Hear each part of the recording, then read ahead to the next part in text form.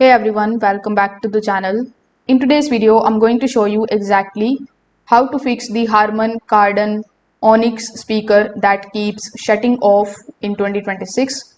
So first of all, you just have to connect your speaker to the charger. You need to let it charge for a few minutes and then check if the battery indicator responds. If the battery is low or unstable, that means that the speaker may shut off automatically. You can try using it while plugging in to confirm if it is a battery related issue.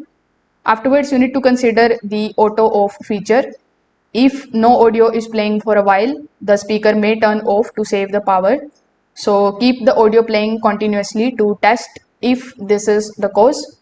If it still shuts off randomly, you can just simply try our reset method, in which you just have to first of all turn off your speaker, then simply press and hold the power button for about 10 to 15 seconds.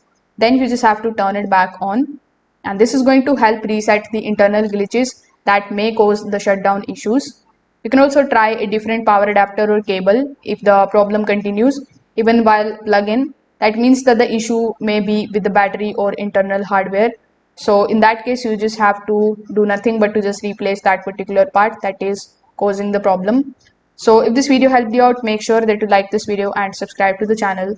Thanks for watching.